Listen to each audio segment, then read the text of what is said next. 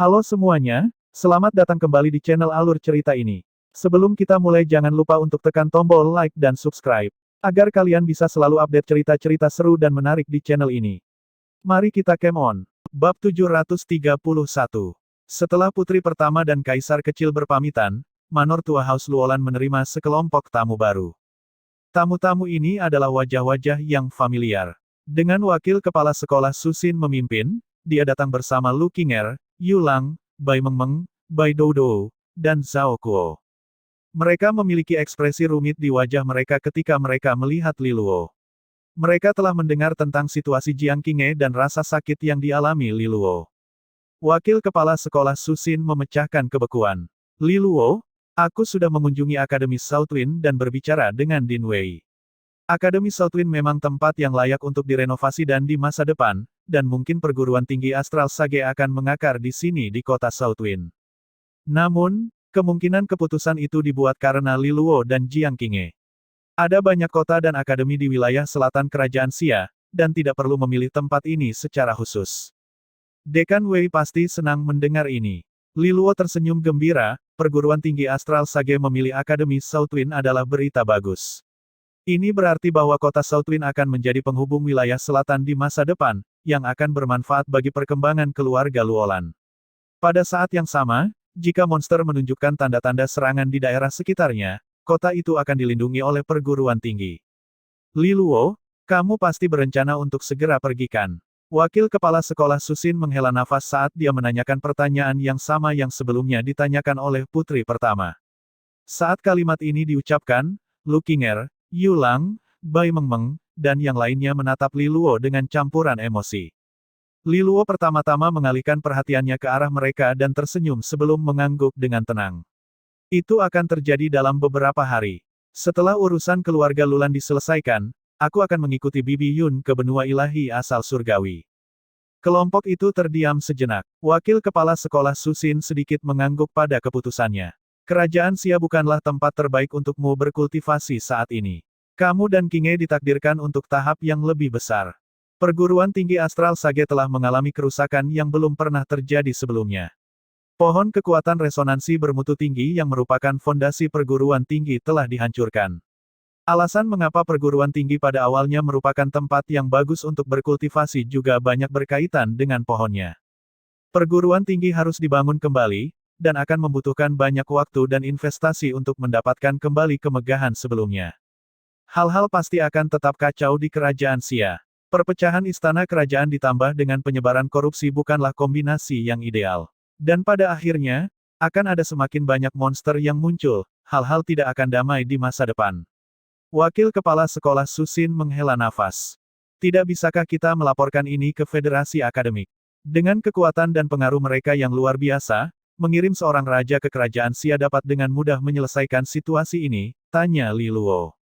Wakil kepala sekolah Susin menggelengkan kepalanya. Federasi akademik saat ini kewalahan dengan masalah internal mereka sendiri, kamu akan memahami bahaya yang mereka hadapi saat ini ketika kamu mencapai benua ilahi dalam. Meskipun mereka raksasa jika dibandingkan dengan kerajaan Xia, itu akan memakan waktu lama untuk sebuah pakar panggung raja baru akan dikirim ke sini. Meskipun semua orang menyebut benua suci bagian dalam sebagai tanah suci kultivasi, itu jelas tidak sedamai yang terlihat di permukaan. Di satu sisi, itu juga masuk akal. Yang lain dari dunia bayangan juga sangat kuat, bahkan jika dibandingkan dengan para ahli dari Federasi Akademik. Mereka mungkin setara satu sama lain dalam hal kekuatan. Kalau tidak, monster seharusnya sudah diburu hingga punah setelah bertahun-tahun. Karena mereka tidak dapat mengirimkan seorang ahli tahap raja untuk membantu, apakah ada harapan untuk pohon kekuatan resonansi tingkat tinggi? Jika mereka bersedia membantu memelihara pohon kekuatan resonansi baru, perguruan tinggi akan benar-benar dapat bangkit dari abu, lanjut Li Luo. Kata-katanya yang naif menyebabkan wakil kepala sekolah Susin tersenyum pahit. Pohon kekuatan resonansi tingkat tinggi lebih berharga daripada yang dapat kamu bayangkan. Bahkan Federasi Akademik harus membayar harga yang signifikan hanya untuk merawatnya. Pohon kekuatan resonansi tingkat tinggi di perguruan tinggi Astral Sage lama adalah sesuatu yang utama. Pang harus memohon dengan getir. Begitulah perguruan tinggi didirikan. Berdasarkan peraturan Federasi Akademik, Setelah pohon kekuatan resonansi bermutu tinggi dihancurkan, seluruh perguruan tinggi harus ditegur dan dihukum. Jika kami ingin meminta sumber daya dari federasi di masa depan, kesulitannya pasti akan lebih tinggi dan kami bahkan mungkin langsung ditolak. Li Luo, alasanku di sini hari ini adalah untuk membicarakan hal ini denganmu. Wakil kepala sekolah Susin ragu-ragu sejenak sebelum melanjutkan, kamu akan segera menuju ke benua ilahi asal surgawi, dan ada perguruan tinggi kuno di sana yang dikenal sebagai perguruan tinggi asal surgawi. Itu sebenarnya setara dengan perguruan tinggi kuno pencahayaan yang dikuduskan dan merupakan anggota pendiri federasi akademik. Jika kamu memiliki kesempatan untuk melakukannya, aku ingin memintamu untuk pergi ke sana dan mencari seseorang. Namanya Lan Lingzi, dan dia adalah teman lama kepala sekolah Pang. Aku harap kamu bisa minta bantuannya untuk membebaskan perguruan tinggi astral Sage dari hukuman. Pada saat yang sama, kami juga ingin kamu mencari sumber daya atas nama perguruan tinggi astral Sage. Kami akan membutuhkan sumber daya kultivasi untuk membangun kembali perguruan tinggi. Jika tidak, kita hanya akan semakin melemah dari waktu ke waktu. Awalnya aku ingin pergi dan menemukannya sendiri, tetapi dengan situasi kampus saat ini, aku tidak punya waktu untuk pergi. Mendengarkan permohonan tulus Susin menyebabkan Li Luo merasa sedikit tersentak. Namun, dia dengan cepat mencatat nama, Lan Lingzi, dan menghafalnya. Ketika dia mengatakan nama ini, dia merasakan campuran emosi yang datang darinya. Lan Lingzi adalah teman lama kepala sekolah. Mungkinkah itu sebenarnya api lamanya? Li Luo mengalihkan pandangannya melewati wakil kepala sekolah Susin. Sepertinya dia selalu memendam perasaan pada kepala sekolah. Dan sekarang dia harus meminta bantuan teman lama kepala sekolah. Ini membuat segalanya sedikit rumit. Wakil kepala sekolah, yakinlah bahwa sebagai mahasiswa perguruan tinggi, saya tidak akan pernah melupakan bantuan yang diberikan kepada saya.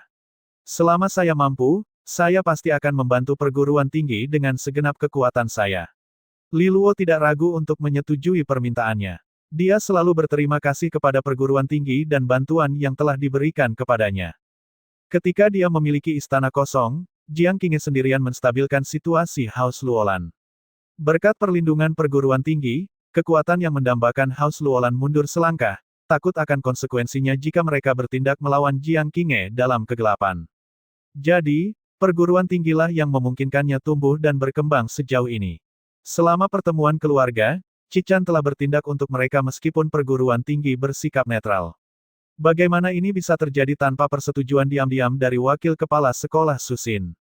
Perguruan tinggi telah memberi Li Luo kebaikan yang luar biasa, dan sekarang mereka membutuhkan bantuan, dia tentu saja tidak akan menolak. Melihat tanggapan Li Luo yang cepat dan tegas membuat wakil kepala sekolah Susin tersenyum. Dia kemudian melirik yang lain sebelum berkata kepadanya dengan suara yang hanya bisa dia dengar. Ketika kamu pergi, perguruan tinggi tidak akan menghemat biaya untuk mengasuh teman-temanmu. Ini juga akan menjadi cara untuk berterima kasih. Mata Li Luo berkilat saat dia tahu bahwa inilah cara dia ingin membalas budi. Dia tersenyum dan mengangguk karena ini memang hal yang hebat. Yu Lang dan Zhao Kuo tidak memiliki latar belakang yang berpengaruh tetapi tangguh dan gigih. Jika perguruan tinggi mau lebih memperhatikan untuk mengasuh mereka, mereka pasti bisa melakukan perjalanan lebih jauh di jalan kultivasi. Dia akan pergi, dan keinginan terakhirnya adalah memastikan bahwa teman-temannya juga diurus dengan baik. Baiklah, aku akan membiarkan bocah-bocah ini mengucapkan selamat tinggal. Wakil kepala sekolah Susin melambaikan tangannya, berbalik untuk pergi. Sisanya kemudian menatap Li Luo dengan ekspresi pahit dan suram. Li Luo, bagaimana kamu bisa meninggalkan saudaramu untuk padang rumput yang lebih hijau? Itu tidak benar. Yu Lang menggelengkan kepalanya sambil memberinya tatapan menuduh. Li Luo menghela nafas, aku tidak punya pilihan. Aku awalnya berpikir bahwa aku hanyalah keturunan tampan dari keluarga biasa yang kaya. Sayangnya, suatu hari raksasa kekuatan super ini muncul entah dari mana dan mengatakan kepadaku bahwa aku harus kembali ke klanku untuk mengenali akarku karena garis keturunan kunoku. Aku benar-benar tak berdaya. Ini hanyalah takdirku. Ekspresi Yulang membeku saat dia dengan murung menjawab, saudaraku sialan, tidakkah menurutmu kata-katamu terlalu berlebihan? Lu Qinger dan Bai Mengmeng, di sisi lain, menyeringai setelah mendengar kata-katanya. Saat keduanya terus bertengkar, suasana berubah menjadi lebih hangat dan nyaman. Pada titik ini, Bai Mengmeng dengan matanya yang sebening kristal menatap tepat ke arah Li Luo dengan wajah polosnya. Pemimpin, kapan kamu akan kembali?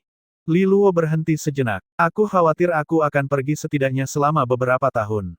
Ekspresi kesedihan yang tak terduga muncul di matanya. Para pemuda ini akan tumbuh dewasa dalam waktu beberapa tahun, dan siapa yang tahu jika semuanya akan tetap sama. Kehidupan damai dan santai yang dia miliki di kampus adalah sesuatu yang dia sukai. Sayang sekali saat-saat yang dia hargai bahkan lebih halus dari yang diharapkan siapapun. Pemimpin, jika saya meneliti cairan roh baru dan memurnikan metode pemurnian cahaya, aku akan memberikannya ke Villa Sungai Kecil. Bai Mengmeng dengan enteng berjanji. Kamu tidak harus melakukan itu. Aku tidak berharap Haus Luolan berkembang terlalu banyak di masa depan. Jika kamu memiliki metode baru, kamu harus memberikannya kepada keluargamu sendiri. Li Luo tersenyum. Metode penyempurnaannya sangat penting di masa lalu karena pengaruh keluarga Luolan secara langsung meningkatkan kekuatan formasi pertahanan. Sekarang formasi telah dibongkar dan dia akan pergi, kesuksesan Villa Sungai Kecil tidak lagi berarti. Bai Mengmeng dengan keras kepala menggelengkan kepalanya. Tidak, ini yang kita sepakati di masa lalu. Aku tidak bisa mengingkari. Li Luo tanpa daya mengangguk sebagai tanggapan atas balasannya yang berdedikasi. Dia kemudian menoleh ke Lu Qinger yang pendiam, yang tidak mengatakan sepatah kata pun. Dia mengenakan jubah hijau muda yang memamerkan sosoknya yang luwes. Fitur wajahnya yang halus seperti bunga mekar, menawan dan enak dipandang. Kakinya yang ramping dibungkus dengan stoking sutra putih murni yang menonjolkannya. Ketika dihadapkan dengan tatapan ingin tahu Li Luo, dia juga tidak mengatakan apa-apa lagi, hanya tersenyum padanya. Namun, Li Luo dapat merasakan bahwa di balik senyuman itu tersembunyi hati yang melankolis. Tetap saja, tidak ada kata-kata yang keluar dari mulutnya saat dia menunjukkan senyum paling meyakinkan yang dia bisa. Dia kemudian berbalik ke yang lain. Senang sekali kalian semua datang hari ini.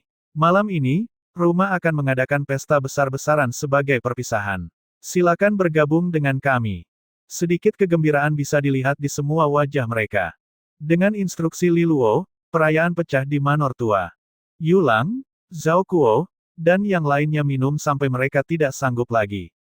Saudaraku Luo, kamu bisa pergi ke benua ilahi dalam untuk bertarung tanpa khawatir. Biarkan para jenius itu melihat betapa menakjubkannya orang-orang dari perguruan tinggi Astral Sage. Kita tidak lebih buruk dibandingkan dengan mereka. Zhao Kuo berteriak dengan wajah merah kemerahan. Li Luo, aku akan membantu membangun kembali perguruan tinggi dan terus berkultivasi sekeras yang aku bisa. Ketika kamu kembali, kamu akan mengetahui bahwa nama yang mulia Yulang akan bergema di seluruh kerajaan Xia. Aku akan menjadi pahlawan yang akan menyelamatkan kerajaan. Mata Yulang benar-benar tidak fokus saat dia membanting meja dan membuat deklarasi. Li Luo menyeringai dan mengangguk saat dia memanggang keduanya lagi. Lu Qinger, Bai Mengmeng, dan Bai Doudou lebih terkendali. Tidak minum terlalu banyak tetapi dengan malas memperhatikan orang-orang yang menjerit dan melolong dalam keadaan mabuk. Di tengah malam, Li Luo memberitahu beberapa pelayannya untuk menyeret kedua saudara laki-lakinya yang mabuk pergi, sementara Bai Doudou membawa pulang Bai Mengmeng. Pada akhirnya, dia secara pribadi mengantar Lu Qinger, yang sedikit mabuk, keluar dari rumah tua itu. Lu Qinger tiba-tiba berhenti di pintu masuk Manor Tua, dan cahaya lilin menyapu tubuhnya, meningkatkan pesona wajahnya yang cantik di tengah malam yang remang-remang. Li Luo, Lu Qinger menatap Li Luo dengan matanya yang berbinar. Jangan khawatir, saudari Qinge pasti akan baik-baik saja. Mereka tahu situasinya, tetapi tidak ada yang menyebutkannya sama sekali sampai sekarang. Li Luo mengangguk dan tersenyum. Aku juga merasakan hal yang sama. Mata Lu Qinger menunduk pada saat ini karena dia tidak bisa lagi menyembunyikan depresi di dalamnya. Maaf, Li Luo, aku tidak bisa membantumu sama sekali. Li Luo terkejut dengan permintaan maaf yang tiba-tiba ini, hanya menggelengkan kepalanya. Kamu sudah banyak membantuku. Tanpamu, Bibi Yu tidak akan pernah mau membantuku. Jika Haus Luolan membutuhkan sumber daya untuk dikembangkan nanti, aku yakin Bank Naga Emas akan memfasilitasi banyak hal untuk kita karena dari kamu. Lu Qinger menggelengkan kepalanya. Aku terlalu lemah. Jika aku seorang adipati, aku bisa berdiri di sisimu dan membantumu sendiri. Sebenarnya, kupikir aku menjadi terlalu santai sejak aku memasuki perguruan tinggi Astral Sage. Aku tidak akan membiarkan ini terjadi lagi. Dia sepertinya berbicara pada dirinya sendiri sebelum menarik napas dalam-dalam. Di bawah cahaya lilin redup, kulitnya yang murni dan tulangnya yang seperti batu giok menonjolkan kecantikannya yang menawan.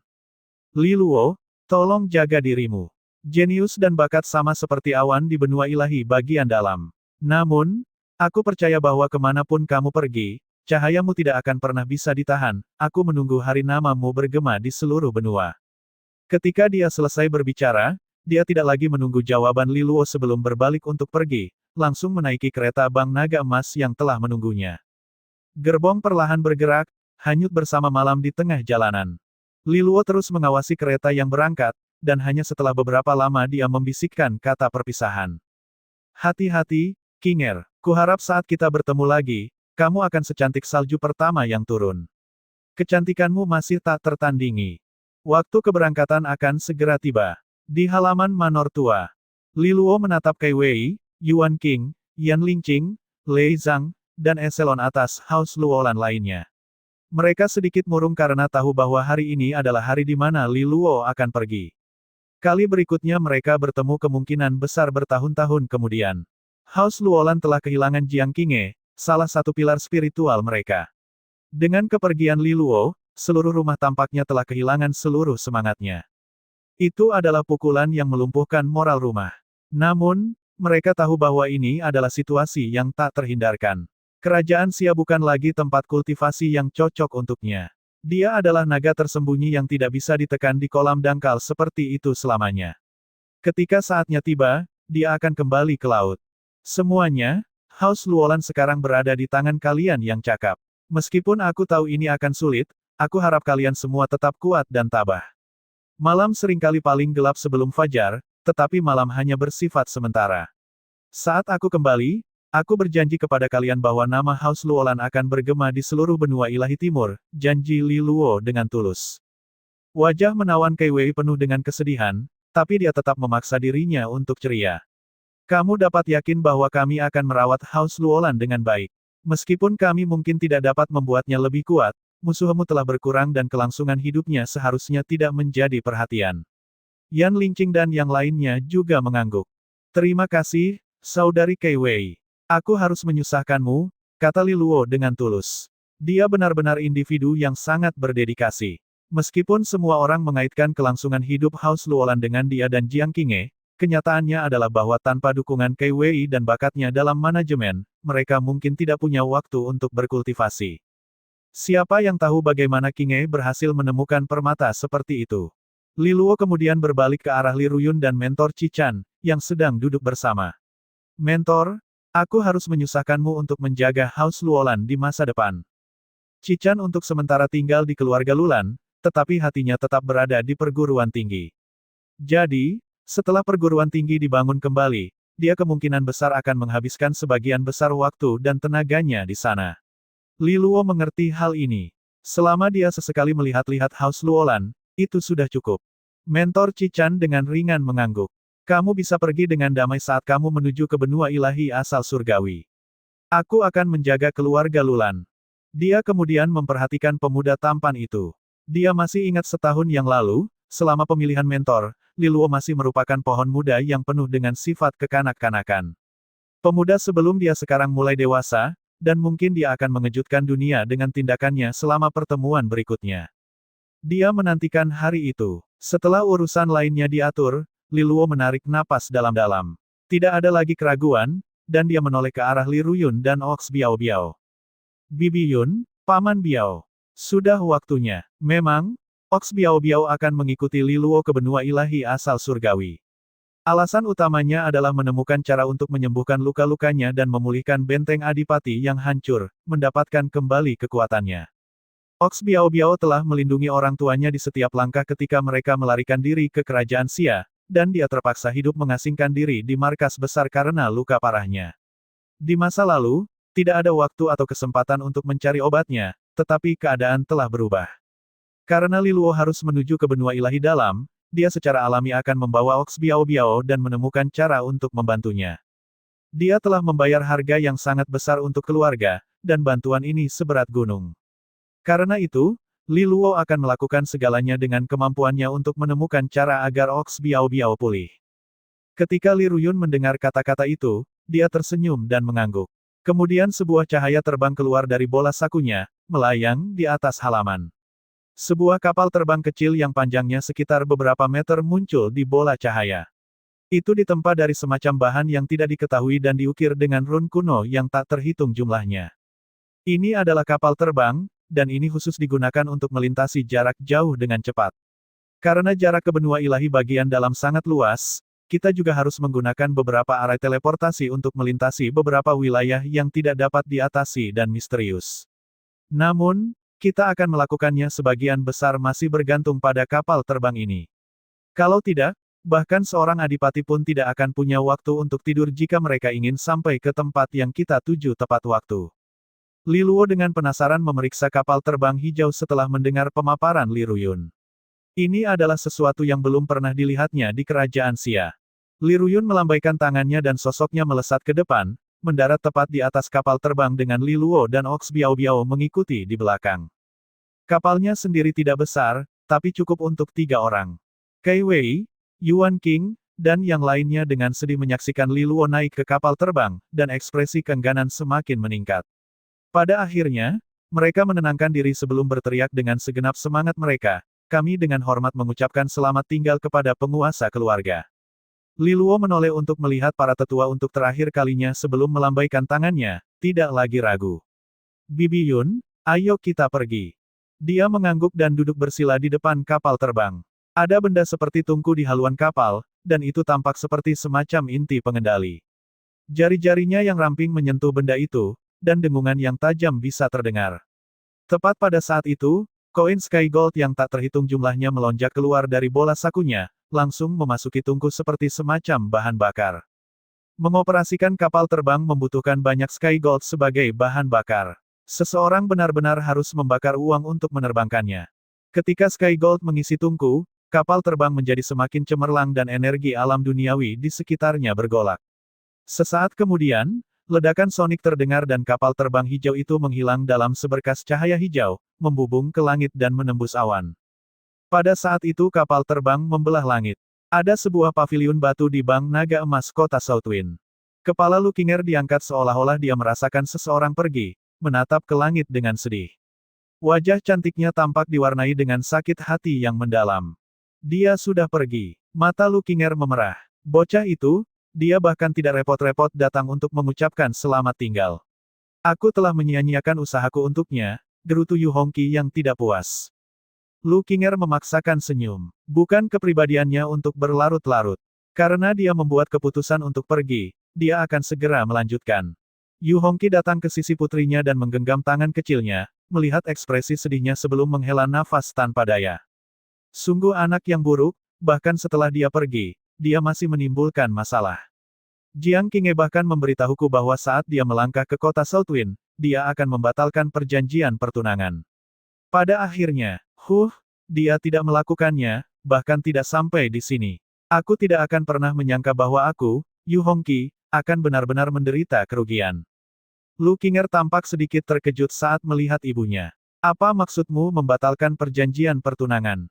Yu Hongqi kehilangan kata-kata. Tepat ketika dia akan mengajukan alasan, Lu Qinger sudah menebak apa yang telah dia lakukan. Ketika Li Luo datang mencarimu untuk meminta bantuan dan kamu langsung setuju, itu sebenarnya karena kamu sudah mencapai kesepakatan dengan Jiang Qinghe. Yu Hongqi menjawab dengan sedih. Jiang Qinghe memberitahuku bahwa jika aku bersedia membantu, dia akan membatalkan perjanjian pertunangan dengan Li Luo begitu dia memasuki kota Southwind. Ibu, bukankah kamu memanfaatkan seseorang ketika dalam masalah? Lu Qinger mengerutkan kening.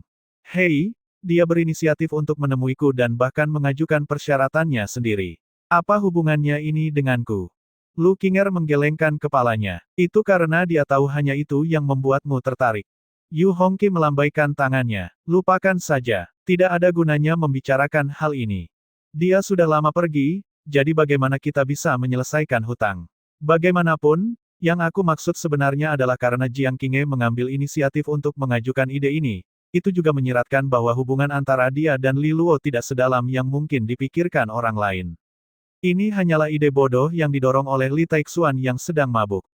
Itu tidak ada hubungannya dengan perasaan mereka yang sebenarnya satu sama lain. Lu Qinger menyipitkan mata sedikit. Saudari Qinger memperlakukan Li Luo dengan sangat baik, dan tindakan yang dia ambil untuknya benar-benar menyentuh. Dalam aspek ini, Aku tidak setara dengannya. Aku selalu berpikir bahwa seluruh perjanjian pertunangan ini sebenarnya hanyalah sesuatu yang biasa dan tidak penting dan bahwa mereka hanya memiliki hubungan dekat, tidak harus antara suami dan istri. Tapi setelah sekian lama, aku merasa seperti aku mungkin sedikit picik. Yu Hongqi terkejut dengan kata-kata putrinya. Maksudmu mereka saling mencintai? Lu Qinger terdiam. Dia dengan jujur berpikir bahwa keduanya hanya berbagi kasih sayang saudara. Mereka tidak punya niat untuk benar-benar menikah satu sama lain. Namun, setelah melalui begitu banyak hal, pandangannya tentang berbagai hal mulai berubah.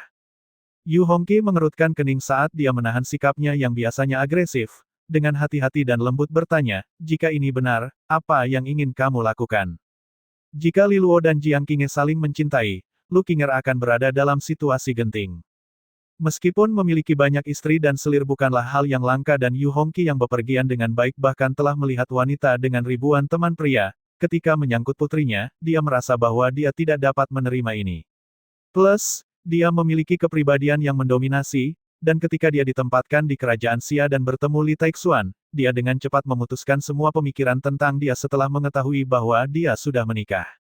Jika Li Luo dan Jiang Qinghe memiliki perasaan timbal balik yang sama, dia akan menemukan cara untuk memisahkannya dari putrinya yang berharga bahkan jika bocah itu 10 kali lebih hebat. Mata jernih Lu Qinger yang mengingatkan salah satu danau murni dipenuhi dengan melankolis yang ekstrim. Dia diam-diam menatap teratai salju di halaman, suaranya berderak dan sedikit serak. Sejak awal, itu hanya angan-angan. Li Luo hanya pernah menganggapku sebagai teman. Dia tidak menyadari perasaanku padanya, dan anak laki-laki hanya bodoh dalam hal-hal seperti itu. Mungkin dia hanya berpikir begitu aku menyukainya.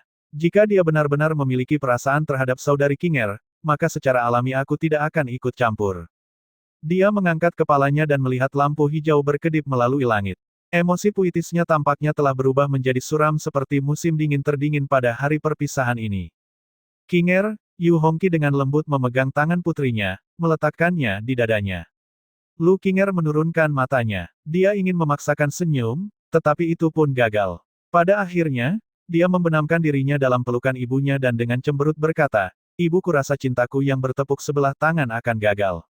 Yu Hongqi buru-buru menghibur, ada pria luar biasa yang tak terhitung jumlahnya, dan Li Luo hanyalah salah satu dari banyak.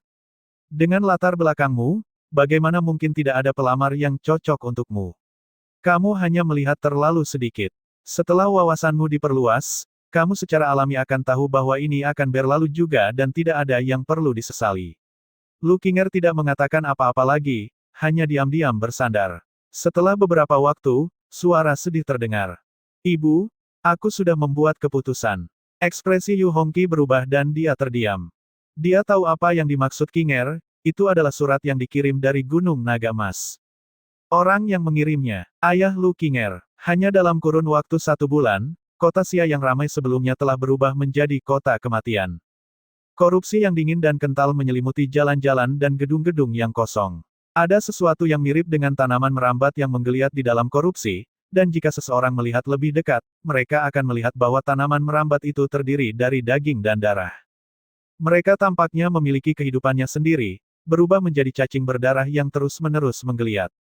Sebuah suara bergema dari dalam bangunan yang hancur. Objek yang terdistorsi melintas dalam kegelapan. Korupsi di daerah itu begitu padat sehingga sinar matahari tidak dapat menembusnya. Itu seperti api penyucian yang bengkok menjadi hidup. Kota Xia telah berubah menjadi taman bermain bagi monster, dan sebaliknya menjadi tempat terlarang bagi umat manusia. Bahkan para adipati tidak mau menginjakkan kaki ke tempat ini dengan santai. Berfokus pada markas besar keluarga Luolan. Itu sekarang benar-benar bobrok karena tanaman merambat berdaging dan berdarah yang tak terhitung jumlahnya menyelimuti struktur, tumbuh sembarangan ke segala arah. Saat ini, sejumlah besar korupsi telah memadat di istana bawah tanah, berubah menjadi danau hitam pekat yang memenuhi tempat itu. Xuan Chen dari Institut Pembalikan Asal saat ini sedang berdiri di atas platform yang ditinggikan, mengamati kolam hitam yang diciptakan dari pikiran jahat saat dia tersenyum. Shen Jinxiao, kamu mencoba untuk mendapatkan keuntungan tetapi malah berakhir lebih buruk. Kamu tidak bisa mengkonsumsi hati cahaya dan semua benteng adipatimu hancur. Itu harga yang cukup besar yang kamu bayarkan. Setelah Xuan Chen berbicara, kolam yang tercipta dari korupsi mulai bergolak dengan keras sebelum sesosok mulai melayang. Itu adalah Shen Jinxiao. Dia berpakaian hitam dan sepertinya menjadi satu dengan cairan hitam. Kekosongan di belakangnya bergetar saat 6 benteng adipati yang tidak jelas dan rusak terbentuk. Cairan hitam di sekitarnya terus memancarkan udara yang secara bertahap diserap dan diasimilasi ke dalam benteng adipati yang hancur. Lambat laun, setiap benteng adipati mulai diwarnai dengan noda hitam. Shen Jinxiao, kamu benar-benar berencana untuk meminjam kekuatan korupsi untuk memulihkan benteng adipatimu. Sepertinya keberadaan di dunia bayangan terlihat positif untukmu, kata Xuan Chen dengan nada terkejut saat dia melihat Shen Jinxiao. Korupsi seperti racun bagi umat manusia. Bahkan dia, Xuan Chen, tidak berani menyerapnya ke dalam tubuhnya. Di sisi lain, Shen Jinxiao jelas menggunakannya untuk memulihkan benteng adipatinya, dan itu pastilah sesuatu yang dianugerahkan kepadanya oleh keberadaan di dunia bayangan itu. Satu-satunya pertanyaan adalah apakah hasil akhirnya masih bisa dianggap sebagai benteng adipati. Atau mungkin benteng setan, itu masih harus dilihat. Awalnya aku agak ragu untuk melakukan ini, tetapi pada titik ini, pilihan apa lagi yang aku miliki? Shen Jinxiao dengan acuh tak acuh merenung.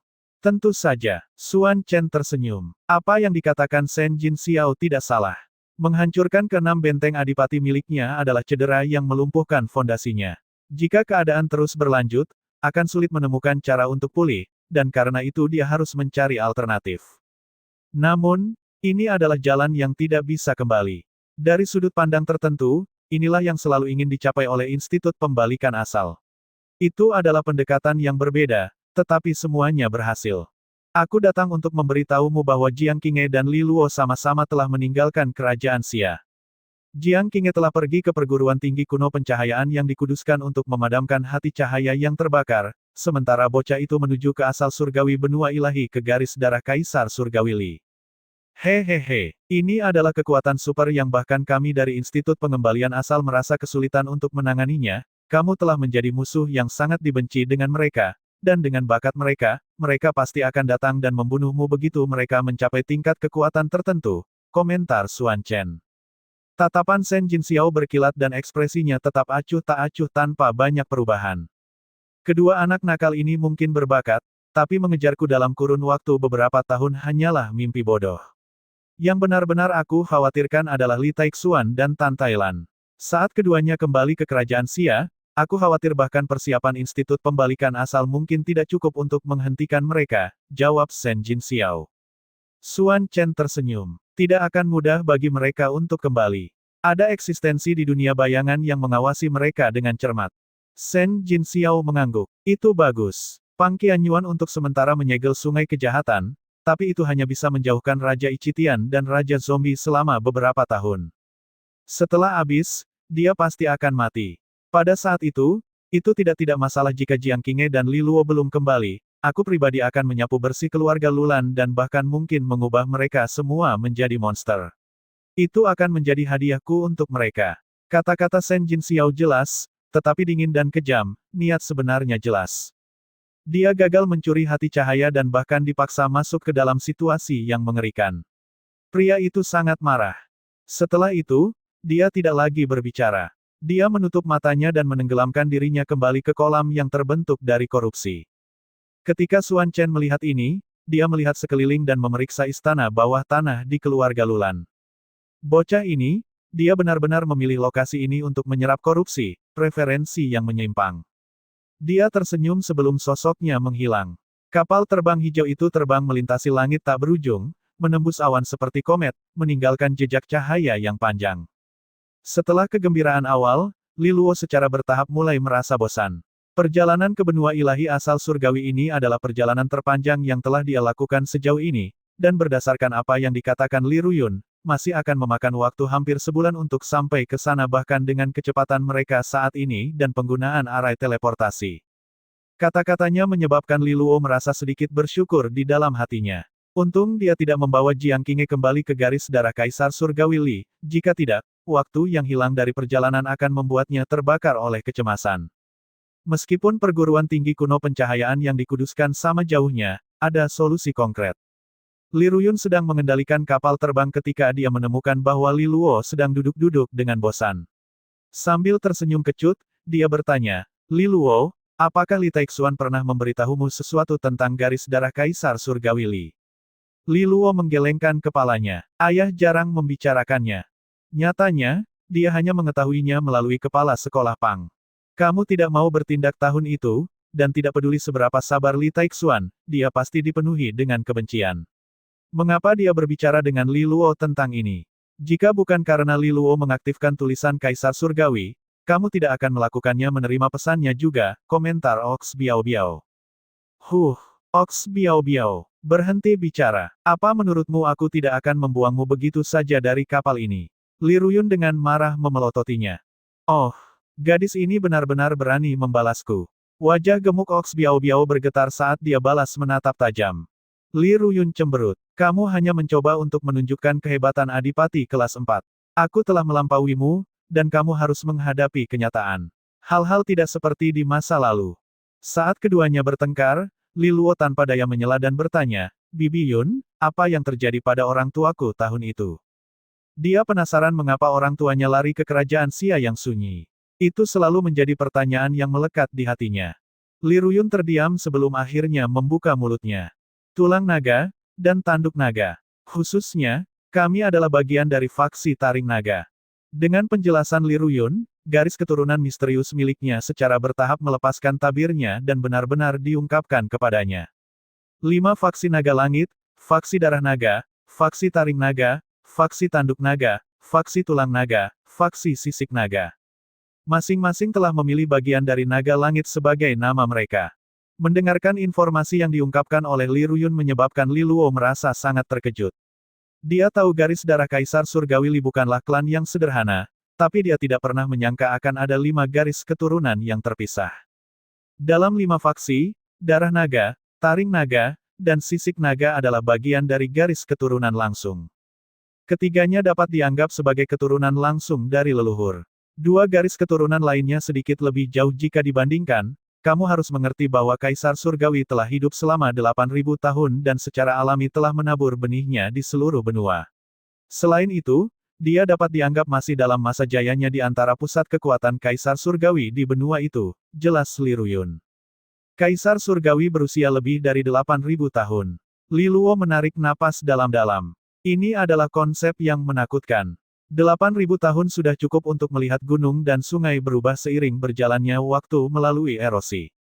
Namun, leluhur harus menjaga perbatasan dunia dan mungkin hanya kembali setiap beberapa dekade. Biasanya berbicara, sebagian besar pusat kekuatan Kaisar Surgawi memikul tanggung jawab berat untuk melindungi umat manusia, membela kita melawan musuh yang menakutkan dari tanah terlarang. Hati Li Luo sedikit bergetar. Ancaman yang membutuhkan Kaisar Surgawi untuk diwaspadai secara pribadi adalah konsep yang menakutkan. Kemungkinan itu adalah beberapa monster yang menakutkan dari dunia bayangan. 5 faksi naga langit masing-masing memiliki kepala faksi yang memerintah atas sisanya. Kepala faksi taring naga saat ini tidak lain adalah kakekmu, Li Jingze. Dia adalah ahli tahap raja. Ketika nama Li Jingze disebutkan, ekspresi hormat dan kagum muncul di wajah Li Ruyun. Kakekku, Li Jingze, adalah seorang raja. Li Luo berkedip saat dia kehilangan kata-kata. Dia pernah mengira dia hanya seorang tuan muda biasa yang kaya. Sepertinya dia telah meremehkan dirinya sendiri. Daftar anggota keluarga yang luar biasa semakin panjang, dimulai dengan ayah yang mengesankan dan kemudian kakek tahap raja yang menakjubkan, dan terakhir pahlawan umat manusia, leluhur Kaisar Surgawi. Dia menghela nafas dengan banyak kesedihan. Ternyata menjadi pemuda biasa saja tidak mudah. Mungkinkah kelima kepala faksi adalah ahli tahap raja? Pikiran ini tiba-tiba muncul di benak Li Luo. Li Ruyun tersenyum dan mengangguk saat dia menyatakan dengan bangga, garis darah Kaisar Surgawi Li telah mengumpulkan fondasinya selama periode waktu yang signifikan. Jadi, semua kepala faksi secara alami adalah raja. Bukankah itu mengesankan?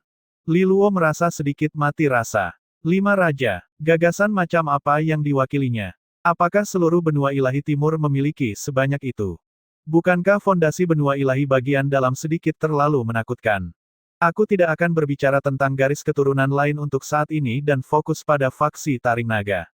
Orang tua kita adalah kepala faksi, dan garis keturunan dibagi menjadi 4 aula, nether hijau, roh ungu, awan merah, dan aula cahaya emas.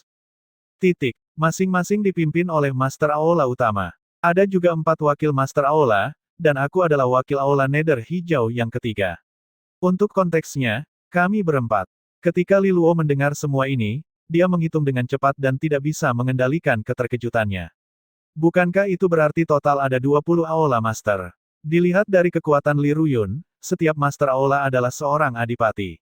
Bukankah ini berarti faksi Taring Naga memiliki seorang raja dan lebih dari selusin adipati di bawahnya?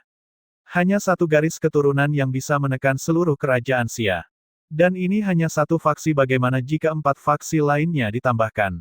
1 Kaisar Surgawi, 5 Raja, dan 100 adipati. Kulit kepala Li Luo mati rasa. Terus terang, hanya garis darah Kaisar Surgawi Li yang mungkin bisa menguasai setengah dari benua ilahi timur saja. Keluarga Lulan bahkan bukan semut jika dibandingkan dengannya. Nyatanya, seluruh kerajaan Xia akan diratakan dengan kecepatan rekor jika garis darah Kaisar Surgawi Li menginginkannya. Saat itulah dia benar-benar mengerti betapa besar kesenjangan antara benua ilahi dalam dan luar. Tidak heran jika semua adipati di kerajaan Xia sangat ingin pergi ke benua dalam-dalam. Jelas bahwa reputasi mereka sebagai tempat suci kultivasi tidak dibesar-besarkan. Dalam lingkungan seperti itu, bahkan rata-rata individu dapat mencapai hasil yang sama sekali tidak kalah dengan hasil jenius benua dalam luar. Jika individu biasa sekuat ini, bagaimana dengan para jenius dan talenta sejati di benua ilahi dalam? Seberapa tinggi mereka bisa melambung dengan dorongan yang menguntungkan dalam kondisi kultivasi? Lalu bagaimana dengan ayahku? Li Luo bertanya dengan rasa ingin tahu. Li Ruyun tersenyum sedikit. Ayahmu juga berasal dari Aula Nether Hijau. Faktanya, dia adalah Aula Master utama Aula Nether Hijau. Seluruh Aula Nether Hijau berada di bawah pengawasannya. Namun, karena dia telah pergi selama lebih dari 10 tahun, tegasnya, posisinya seharusnya dihapus. Namun, masalah ini telah diabaikan oleh kakek dan dia masih menjadi kepala balai utama. Memikirkan situasinya, sepertinya kakeknya masih bersikap protektif terhadap ayahnya atau mungkin karena rasa bersalah yang masih ada terhadap apa yang terjadi tahun itu. Faksi Darah Naga adalah faksi terkuat dan dengan demikian mereka adalah faksi penguasa gunung. Sebagai contoh, faksi penguasa gunung seperti raja di dunia sekuler, sedangkan faksi lainnya seperti pengikut yang tunduk pada aturan mereka. Namun, setiap 100 tahun, sebuah acara yang disebut Upacara Agung Penguasa Gunung terjadi. Saat itulah faksi penguasa gunung baru ditentukan. Li Ziqiu, pria dari sebelumnya, berasal dari faksi Darah Naga, jelas Li Ruyun. Ketika Li Luo diingatkan tentang pria itu, senyum di wajahnya surut dan tatapannya menjadi beku. Tidak apa-apa, Li Ziqiu duduk diam sementara dia dalam bahaya mematikan, tetapi dia telah mencoba untuk menipu surat Kaisar Surgawinya dan bahkan mempercepat proses pengapian pengorbanan Jiang Qinghe atas hati cahayanya. Hal-hal ini tak terhapuskan dicatat di dalam hatinya untuk pembalasannya suatu hari nanti. Dia mungkin kekurangan kekuatan hari ini, tetapi semua ini akan terbayar lunas nanti. Perubahan ekspresinya tidak luput dari perhatian Li Ruyun, dan dia mengerti apa yang dia pikirkan. Ayahmu adalah bintang paling cemerlang di antara seluruh klan di generasinya. Bahkan leluhur menghargai bakatnya dan memperlakukannya dengan baik. Kamu harus memahami bahwa semakin menonjol seseorang, semakin banyak kecaman dan kecemburuan yang mereka tarik. Li Ziqiu adalah salah satu di antara rakyat jelata itu. Di masa lalu, dia tidak akan pernah berani mengungkapkan niatnya di hadapan ayahmu. Tetapi sekarang setelah kamu jatuh, dia tentu saja tidak akan ragu untuk melempar batu ke dalam sumur. Klan kami lebih besar dari yang bisa kamu bayangkan, jadi secara alami akan ada hal-hal yang tidak menyenangkan dan orang-orang yang akan mengganggumu. Kamu bukan anak kecil lagi, jadi kamu harus memahami situasinya. Li Luo mengangguk. Bahkan keluarga lulannya yang mungil dapat menghasilkan tikus yang tidak tahu berterima kasih seperti Pei Hao yang secara aktif bekerja untuk menyabot mereka, apalagi raksasa seperti garis darah of Heavenly Emperor Li. Sekarang menyimpulkan situasi di klan dan kita dapat melanjutkan untuk menjawab pertanyaan yang kamu miliki, pada dasarnya apa yang terjadi pada orang tuamu tahun itu. Li Ruyun tersenyum pahit dan menghela nafas. Kamu pertama-tama harus tahu bahwa meskipun garis darah Kaisar Surgawi Li dianggap sebagai hegemon di benua ilahi asal Surgawi, seluruh benua benar-benar raksasa. Akibatnya, kami tidak dapat menjadi satu-satunya penguasa di sana. Kami adalah bukan satu-satunya garis keturunan Kaisar Surgawi, ada 4 lainnya. Ketika kita melihat mereka dari segi dasar dan usia, garis keturunan Kaisar Surgawi Li sebenarnya ada di bawah.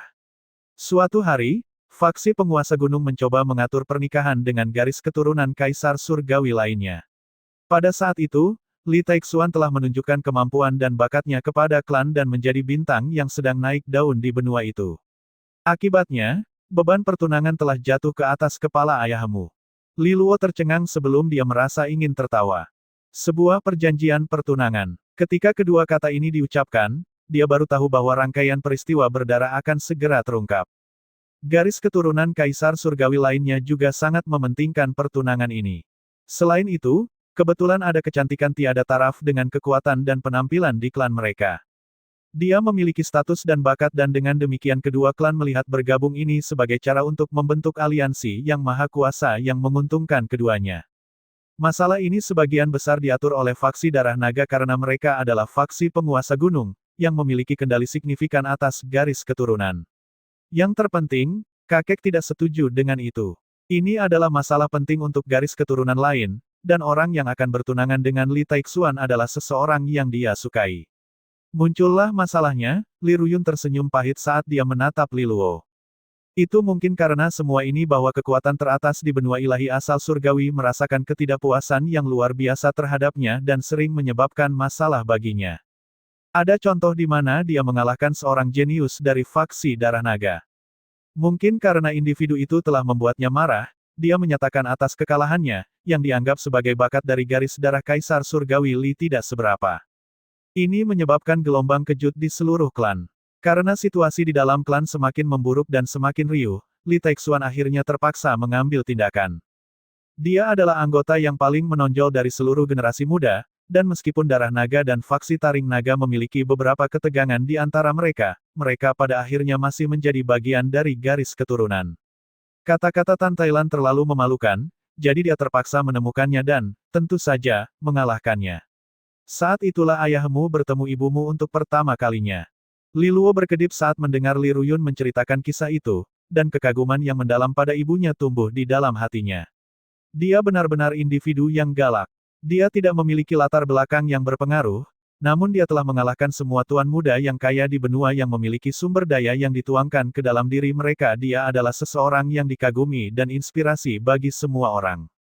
Meskipun dia sudah tahu bahwa ibunya luar biasa mengingat betapa tertekannya ayahnya di rumah, cerita ini hanya membawa lebih banyak pujian untuknya. Dengan demikian, ada banyak di dalam klan yang tidak menyukainya. Kakekmu tidak terkecuali, tetap saja, ini bukan murni karena latar belakangnya yang kurang, tapi dia secara naluriah dilahirkan untuk berselisih dengan keluargamu, kata Li Ruyun dengan ekspresi yang rumit. Apa maksudmu? Li Luo merasa sedikit bingung. Alasan aneh macam apa itu? Apakah kamu tahu resonansi pertama ibumu? Li Ruyun bertanya. Li Luo sedikit terkejut sebelum dia menjawab dengan kaget, resonansi pertamanya adalah resonansi Peng bersayap emas kelas 9 kan. Ox Biao Biao terkekeh. Peng bersayap emas juga merupakan eksistensi puncak di dunia. Mereka adalah musuh hidup dan mati dengan suku naga, sering memakan naga muda. Garis keturunan Kaisar Surgawi Li memiliki jejak roh naga langit dan karenanya juga mewarisi beberapa kebiasaan mereka. Jadi, ada rasa muak terhadap Peng bersayap emas, termasuk ibumu, yang memiliki resonansi itu. Li Luo tidak tahu apakah harus tertawa atau menangis. Ini adalah sesuatu yang tidak pernah dia duga. Ayahmu mencari Tan Thailand dan keduanya berduel beberapa kali tanpa ada yang mendapatkan keuntungan. Faktanya, ini hanya semakin meningkatkan reputasinya. Ayahmu, tentu saja, adalah individu yang teguh, tidak mau mengundurkan diri untuk mengalahkan dia terus berjuang melawannya untuk jangka waktu tertentu. Dia tidak benar-benar menang terlalu sering, tetapi sebaliknya dia memenangkan hatinya. Pada akhirnya, dia bahkan membantu ibumu memukuli beberapa jenius pembuat onar, dan itu termasuk beberapa dari klan kami. Li Ruyun tersenyum pahit. Li Luo mendecakkan bibirnya. Ayahnya benar-benar kejam. Dia pada dasarnya menyerahkan dirinya kepada musuh tanpa banyak perjuangan.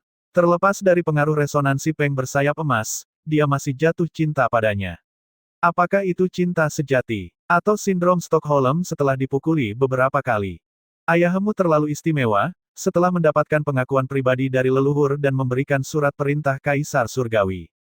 Dengan demikian, bahkan faksi penguasa gunung tidak memegang kendali atas dirinya. Dan pertunangan itu dianggap gagal dan hubungan antara klan kami sangat dipengaruhi. Li Luo mengangguk sedikit. Ini benar-benar berantakan seperti yang dia duga. Tunggu, mungkinkah ini cukup bagi garis keturunan itu untuk mengejar orang tuaku? Li Luo mengerutkan kening. Jika ini alasannya, bukankah hal-hal tampak sedikit dibuat-buat? Li Ruyun dengan ringan menghela nafas saat dia melirik Ox Biao Biao. Dia menggosok rantainya dengan senyuman palsu. Pertunangan itu hanyalah percikan. Akhirnya, keduanya menjadi pasangan yang saling menyayangi. Meskipun kakek sangat marah, Li Taixuan masih menjadi favoritnya dan dia secara bertahap mulai menerima tantailan. Selain itu, sedikit tentang dia resonansi peng bersayap emas, dia mengagumi kekuatannya secara pribadi. Jika tidak ada yang salah dari sana, itu adalah sesuatu yang bisa dia terima. Sampai suatu hari, nada Li Ruyun berubah suram. Sisa kuno telah dibuka segelnya dan kehadirannya diketahui semua orang. Semua negara adidaya telah mengirim individu untuk menyelidikinya, dan orang tuamu adalah orang pertama yang masuk. Di dalam, mereka menemukan pihak yang seharusnya menjadi bertunangan dengan Li Taixuan, si cantik tiada taraf. Tidak ada gunanya berbicara tentang pertengkaran yang terjadi di antara mereka, dan konflik pecah pada akhirnya. Kedua belah pihak saling berhadapan dengan keras dan wanita lainnya terluka parah. Pada saat yang sama, beberapa jenius yang memiliki kedudukan tinggi dalam klan itu juga dibunuh tanpa ampun. Li Ruyun mengerutkan bibirnya sambil melanjutkan. Ketika berita tentang ini tersebar, garis darah Kaisar Surgawi lainnya marah. Mereka mengirim banyak ahli untuk menangkap Tantailan agar dia membayar dosa-dosanya dengan nyawanya. Tentu saja, Li Taixuan tidak setuju. Dia menyerang secara eksplosif dan berusaha untuk menangkis musuh. Sayangnya, tidak peduli betapa hebatnya keduanya, tidak mungkin untuk menahan kekuatan seluruh garis keturunan hanya dengan dua individu. Dengan demikian, mereka hanya bisa mundur sambil meminta bantuan dari garis keturunan. Ketika kakek menerima mereka meminta bantuan, dia akan memobilisasi seluruh faksi Taring Naga ketika dia dihentikan oleh faksi Darah Naga. Alasan mereka sederhana, mereka tidak ingin permusuhan darah dimulai di antara klan. Itu akan menjadi perang yang akan mengejutkan seluruh benua ilahi asal surgawi. Kakek melawan dengan marah, tetapi kekuatan dari faksi penguasa gunung terlalu besar, dan keputusan dibuat setelah banyak diskusi. Li Ruyun menatap Li Luo, tetap diam selama beberapa detik. Lindungi Li Taixuan. Abaikan Tantailan. Li Ruyun menghela nafas saat suaranya yang suram bergema. Apakah aku perlu menjelaskan apa yang terjadi selanjutnya? Lindungi Li Taixuan. Abaikan Tantailan. Ketika Li Ruyun mengucapkan kata-kata ini, seluruh kapal terbang terdiam beberapa saat. Li Luo memecah kesunyian. Tidak heran ibuku tidak pernah terlalu peduli pada garis darah Kaisar Surgawi Li. Tantailan mungkin tidak memiliki latar belakang apapun, tetapi Li Luo memahami ibunya dengan sangat baik. Di dalam hatinya, dia memiliki kesombongan yang tidak kalah dengan para jenius lainnya dengan latar belakang termasyur. Orang bisa melihat bahwa melalui cara dia menghina garis darah Kaisar Surgawi Li. Dia juga tidak peduli dengan perlindungan mereka. Li Ruyun tidak mengatakan apa-apa, tetapi dengan apa yang telah terjadi, wajar baginya untuk mengembangkan dendam terhadap klan. Ayahku pasti sangat kecewa dengan sikap klan, lanjut Li Luo. Klan jelas ingin menggunakan acara ini sebagai dalih untuk memisahkan keduanya, tetapi dengan sikap Li Taixuan, bagaimana mungkin dia meninggalkannya untuk kembali sendirian. Dengan demikian, dia memimpin saat keduanya melarikan diri, memilih untuk meninggalkan benua ilahi asal surgawi dan akhirnya tiba di kerajaan Xia. Li Ruyun menghela nafas. Jika Li Taixuan tidak kecewa dengan klan, mengapa dia tidak mengatakan apa-apa selama ini? Satu-satunya alasan dia mengulurkan tangan adalah untuk memastikan bahwa Li Luo tetap aman. Jika tidak, tidak ada alasan lain baginya untuk meninggalkan jejaknya pada surat perintah Kaisar Surgawi, membiarkan klan menerima berita darinya. Pada saat itu, garis keturunan lainnya sangat marah dan faksi Darah Naga juga tidak ingin bertindak terlalu kaku.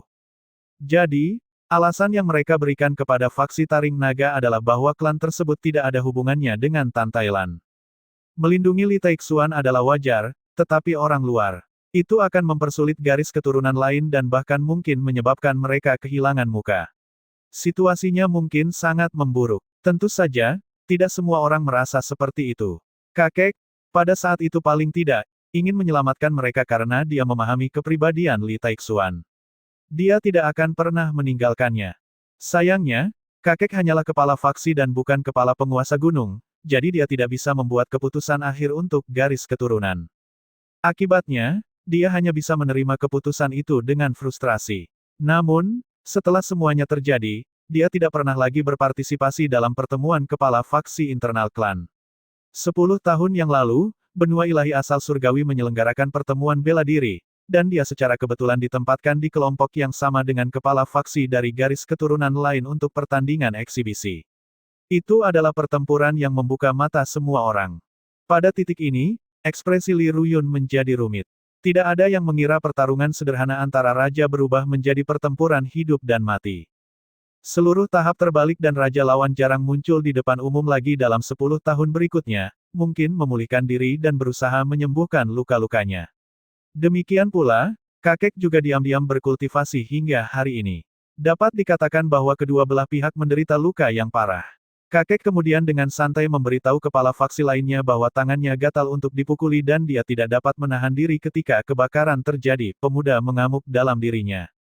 Li Ruyun memiliki senyum pahit dan semua orang tahu bahwa ini adalah hasil dari frustrasi yang terpendam selama bertahun-tahun sekaligus. Li Luo sedikit terkejut. Kakek ini yang belum pernah dia temui sebelumnya tampaknya adalah pria yang temperamental. Untuk sesaat, kebencian yang dia tahan terhadapnya karena apa yang terjadi pada ibunya berkurang. Li Luo, kamu tidak bisa menyalahkan kakek atas situasi ibumu. Kepribadiannya hanya seperti itu. Dia biasanya tegas dan berdasarkan pendekatan formal, memprioritaskan klan daripada dirinya sendiri. Namun, dia masih seorang penatua yang terhormat, dan untuk menyambutmu kembali, dia memberitahu faksi penguasa gunung bahwa masalah generasi sebelumnya tidak boleh memengaruhi generasi yang lebih muda. Jika kamu pernah memutuskan untuk melakukan perjalanan ke seluruh benua ilahi asal surgawi, faksi Naga Fang akan selalu mendukungmu bahkan jika beberapa garis darah kaisar surgawi lainnya atau generasi tua superpower berani menggertakmu karena masa lalu. Tunggu, hanya para tetua. Bukankah ini berarti jika generasi muda datang mencari masalah, Li Luo harus menghadapinya sendiri? Li Luo mungkin berbakat, tetapi sebagian besar tahun-tahun awalnya terbuang percuma berurusan dengan istana kosong. Bagaimana bisa seseorang dari kerajaan Xia dibandingkan dengan para jenius kultivasi dari benua ilahi asal surgawi yang memiliki sumber daya tak terbatas yang disalurkan ke mereka? Ox Biao Biao mengerutkan kening. Li Ruyun dengan tenang menjawab, Ox Biao Biao, garis darah of Heavenly Emperor Li bukanlah menara gading yang damai. Itu penuh dengan perselisihan, dan banyak hal akan membutuhkan Li Luo untuk bersaing dan mendapatkan dengan kekuatannya sendiri, seperti apa yang dilakukan Li Taixuan. Selain itu, apakah kamu tidak percaya padanya? Dia memiliki orang tua yang luar biasa, dan begitu dia kembali ke klan, dia akan dengan mudah mengejar ketinggalan dengan bantuan sumber daya klan. Li Luo tersenyum ketika mendengar ini. Dia tidak ingin menimbulkan masalah, tetapi jika seseorang ingin menggunakan alasan dari masalah generasi sebelumnya untuk menimbulkan masalah baginya, dia tidak akan hanya diam saja. Dia benar-benar ingin melihat betapa menakjubkannya para jenius dari benua dalam bagian dalam. Apakah mereka benar-benar lebih unggul dari yang lain? Sebagai juara Aula Bintang 1 dari benua ilahi timur, Li Luo tidak keberatan tunduk pada generasi yang lebih tua lagi pula, dia benar-benar dirugikan. Namun, jika seseorang dari generasi yang sama datang untuk memar, dia akan dengan senang hati membiarkan mereka berlumuran darah. Ibunya sendiri telah memukuli generasi yang lebih tua, dan sebagai putranya, dia juga tidak boleh terlalu jauh. Li Luo, ketika kamu tiba, klan akan menempatkanmu melalui serangkaian tes sesuai dengan aturan. Kamu tidak dapat menolak atau meninggalkan apapun sebagai cadangan. Sebaiknya kamu menunjukkan potensi penuhmu. Dengan begitu, kakek akan memiliki banyak alasan untuk memberimu lebih banyak sumber daya, kata Li Ruyun. Li Luo mengangguk. Dia tidak pergi ke sana untuk menyembunyikan kekuatannya dan menunggu waktunya dalam bayang-bayang. Tidak ada gunanya untuk itu. Dia akan mengungkapkan kemampuan penuhnya dan meminjam sumber daya klan untuk lebih memperkuat dirinya sendiri. Karena itu, dia telah memberikan beberapa tujuan pribadi untuk dirinya sendiri. Pertama, hal yang paling penting adalah mendapatkan teratai hati suci 9 tanda dan meminjam pohon kekuatan resonansi asli perguruan tinggi kuno untuk mentransfernya ke Qinghe. Kedua, dia harus meningkatkan kekuatan pribadinya dan mencapai tahap adipati secepat mungkin. Li Luo telah menetapkan batas waktu 3 tahun untuk mencapai tahap adipati. Meskipun dia memiliki sisa 4 tahun, tidak perlu meninggalkannya sampai akhir. Ini akan memberinya lebih banyak ruang dan itu akan menjadi sempurna. Tentu saja, dia akan ditempatkan di bawah tekanan yang tidak semestinya. Waktu 3 tahun untuk mencapai tahap adipati dari tahap Istana Iblis Bumi akan membutuhkan kecepatan kultivasi yang luar biasa. Li Luo merasa bahwa ini jarang terlihat, bahkan di dalam benua ilahi bagian dalam. Ketiga, dia harus menemukan cara bagi Ox Biao Biao untuk memulihkan adipati bentengnya yang hancur dan mendapatkan kembali kekuatannya. Ini mengharuskan dia untuk meminta nasihat kakeknya tentang masalah ini. Terakhir, dia memiliki satu lagi tujuan khusus untuk dicapai di sini. Ketika dia mencapai tahap adipati, dia akan mendapatkan istana kosong keempatnya. Seni penempaan dewa resonansi yang diperoleh tidak akan lagi membantu dan dia harus menemukan sesuatu yang lebih baik. Itu akan menjadi seni penempaan dewa resonansi yang diperoleh lebih besar yang telah dibicarakan oleh Li Taixuan. Ini adalah tujuan terbesarnya di benua ilahi asal surgawi. Sisa perjalanan panjang berlalu tanpa banyak gembar-gembor. Li Luo sudah lupa berapa banyak kerajaan, pegunungan, dan kota-kota pesisir yang ramai yang dilewati kapal terbang itu. Seluruh perjalanan ini juga dipenuhi dengan lingkungan yang keras yang ditimbulkan oleh energi mistis langit dan bumi di mana para adipati tidak berani masuk tanpa izin, malah memilih untuk mengelilinginya. Saat mereka terus bergegas, Li Luo dan yang lainnya akhirnya tiba di benua ilahi asal surgawi sebulan kemudian setelah menggunakan arai teleportasi besar-besaran. Benua ilahi asal surgawi, kota surgawi. Kota surgawi adalah nama kota yang megah dan gemilang ini. Dikatakan bahwa siapapun dari benua ilahi luar yang ingin memasuki benua ilahi asal surgawi harus melalui perhubungan ini, dan namanya memancarkan bentuk kesombongan tertentu, menunjukkan sikap orang-orang dari benua ilahi dalam terhadap orang-orang dari benua ilahi luar. Sikap ini menyebabkan Li Luo merasa sedikit bingung. Sepertinya benua ilahi dalam mengeluarkan rasa superioritas. Terlepas dari itu, dia benar-benar terkejut dengan kepadatan energi alam duniawi yang menyelimuti udara. Ketika Li Luo datang melalui arai teleportasi besar-besaran, hal pertama yang bisa dia rasakan adalah energi alam duniawi yang tak terbatas jumlahnya yang mengelilinginya. Energinya terasa kuat dan terkonsentrasi, dan itu bahkan sebanding dengan ruang Sky Gold di House Luolan. Orang harus ingat bahwa ruang Sky Gold dibuat dengan penggunaan sumber daya dalam jumlah besar. Sebaliknya, ini ada di mana-mana. Seseorang hanya dapat mengatakan bahwa energi alam duniawi di benua ilahi bagian dalam jauh lebih padat dibandingkan dengan benua ilahi bagian luar. Mungkin kondisi seperti itulah yang memungkinkan mereka menjadi tanah suci kultivasi sejati. Sama seperti Li Luo asyik dalam kemegahan energi alam duniawi benua ilahi asal surgawi, Li Ruyun tidak ragu untuk mendorong kapal terbang ke depan, langsung menuju utara. Kota surgawi hanya berada di perbatasan benua ilahi asal surgawi. Kita harus melewati 10 kota lebih banyak dan meminjam bantuan lebih banyak arai teleportasi untuk tiba di domain Taring Naga, Li Ruyun menjelaskan. Oh, ya, domain Taring Naga adalah wilayah eksklusif faksi Taring Naga. Di dalamnya ada 12 wilayah, masing-masing lebih besar dari kerajaan Xia berkali-kali lipat. Li Luo langsung menghirup udara sejuk karena kaget. Hanya satu wilayah yang lebih besar dari kerajaan Xia. Seberapa menakutkan skala 12 dari mereka. Dan ini hanyalah faksi Taring Naga. Ada 4 lainnya dengan domain mereka sendiri. Ini sangat membingungkan. Apakah ini kekuatan dari kekuatan Kaisar Surgawi? Bahkan Li Luo harus dengan enggan mengakui bahwa dia merasa seperti orang udik pada saat ini. Aku benar-benar telah menjadi katak di dalam sumur, berpikir bahwa kekayaan kecilku di pedesaan layak disebutkan saat mengunjungi kerabat yang benar-benar kaya, katanya mencela diri sendiri. Li Ruyun menggelengkan kepalanya. Kamu tidak mengunjungi kerabatmu, ini adalah rumahmu. Kakek adalah kepala faksi Taring Naga dan kamu adalah cucunya. Kamu memiliki garis keturunan yang paling langsung, dan sebenarnya, kamu bahkan memiliki kualifikasi untuk mewarisi domain Taring Naga. Tentu saja, itu tergantung pada kekuatanmu sendiri. Li Luo tersenyum tetapi tidak mengatakan apa-apa lagi. Meskipun klannya mengesankan, jauh di lubuk hatinya, dia sangat menikmati timnya di House Luolan. Orang tuanya dan Jiang Qinghe tinggal di sana. Li Ruyun sepertinya bisa membaca pikirannya tapi juga tidak banyak bicara. Tidak peduli apakah itu garis darah Kaisar Surgawi Li atau kakeknya, keduanya asing baginya. Dan meskipun darah lebih kental daripada air, faksi Taring Naga tidak memainkan peran apapun dalam kehidupan Li Luo. Jadi, berharap bahwa dia akan segera menerimanya adalah terlalu optimis. Di sisi lain, Li Ruyun percaya bahwa begitu Li Luo tiba, dia akan semakin menyukainya di sana. Karena itu, dia tidak mengatakan apa-apa lagi, hanya terus mengoperasikan kapal terbang tersebut. Sementara itu, Li Luo dan Ox Biao Biao terus mengobrol sepanjang hari sebelum pindah ke tengah kapal terbang. Ada beberapa kabin kecil yang cocok untuk beristirahat selama perjalanan panjang tersebut. Li Luo duduk bersila dan mulai berkultivasi. Nafas drakonik 3 revolusi terus beroperasi saat ia menelan energi iblis bumi dalam jumlah yang berlebihan, akhirnya menyempurnakannya menjadi untaian cahaya iblis yang muskil dan menyerapnya ke dalam istana iblisnya. Li Luo telah berkultivasi dengan rajin selama perjalanan selama sebulan karena dia jelas bahwa meskipun dia akan memiliki pendukung yang signifikan di faksi Taring Naga, ini tidak berarti bahwa masalahnya akan terpecahkan.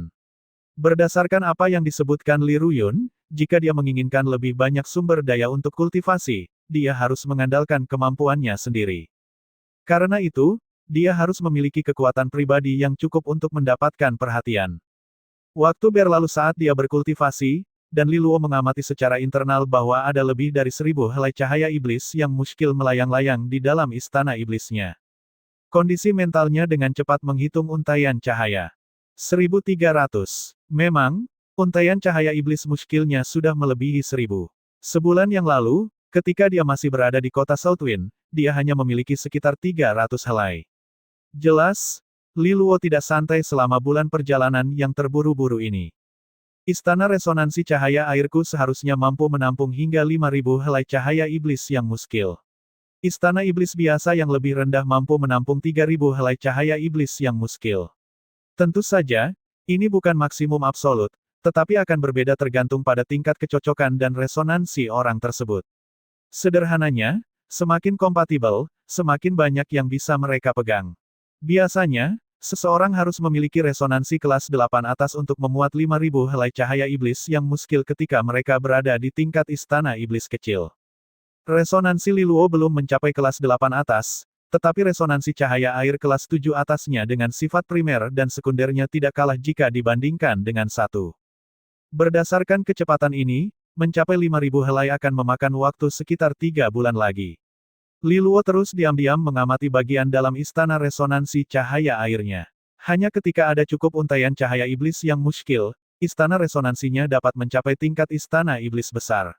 Tetapi meskipun 3 bulan terasa singkat bagi lainnya, itu terlalu boros baginya.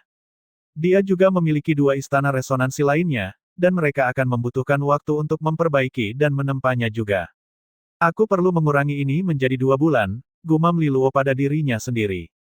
Kecepatan di mana satu cahaya iblis muskil halus tergantung pada beberapa faktor. Yang paling penting adalah tingkat seni iblis, dan karena nafas naga 3 revolusi yang dia kembangkan adalah seni 5 iblis, itu bisa dianggap yang terbaik di kerajaan Xia. Namun, itu mungkin tidak terjadi di benua ilahi asal surgawi. Jadi, begitu Li Luo tiba di faksi Taring Naga, dia akan mencari seni iblis kelas yang lebih tinggi.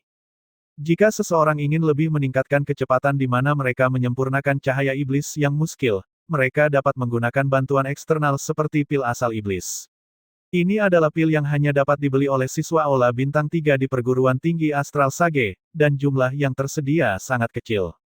Namun, dengan pondasi faksi Taring Naga, mereka akan mampu membeli lebih banyak pil. Jika memungkinkan, Li Luo akan menyukai mereka yang bernilai lautan. Pada akhirnya, itu juga bermuara pada sumber daya kultivasi. Tentu saja, jika seseorang harus belak-belakan, inilah alasan mengapa Li Luo bersedia menempuh jarak. Faksi Taring Naga memiliki latar belakang yang menakutkan dan seharusnya dapat dengan mudah mendukung lintah cahaya roh seperti dia. Dengan pemikiran ini, Li Luo menyeringai sebelum dia menutup matanya dan membenamkan dirinya ke dalam kultivasinya, mulai menyempurnakan lebih banyak cahaya iblis yang muskil. Hari demi hari berlalu dengan cepat saat dia berkultivasi. Dalam sekejap, setengah bulan telah berlalu. Pada hari ini, suara Li Ruyun yang sedikit lega ditransmisikan ke telinga Li Luo, mengingatkannya untuk bangun. Li Luo, kita telah tiba di domain Taring Naga. Li Luo terbangun dari kultivasinya. Rasa ingin tahu dan antusias yang tak terkendali muncul dalam dirinya. Apakah dia akhirnya akan bertemu langsung dengan kakeknya untuk pertama kalinya? Ketika Li Luo meninggalkan kabinnya, kapal terbang itu melambat dan meluncur melintasi langit. Tatapannya pertama kali diarahkan ke bawahnya saat kota megah dengan skala yang cukup besar telah muncul di hadapannya. Itu sangat luas sehingga dia bahkan tidak bisa melihat ujungnya, dan di atas kota ada seberkas cahaya yang tak terhitung jumlahnya yang naik ke langit. Mereka semua terhubung bersama dalam semacam lingkungan yang menyelimuti seluruh kota. Kota megah dan paling mengesankan yang pernah dia lihat sampai sekarang adalah kota Xia. Namun, kota Xia tampak seperti kota terbelakang yang lusuh dibandingkan dengan pemandangan di hadapannya. Ini adalah kota Taring Naga, kota terbesar di domain Taring Naga.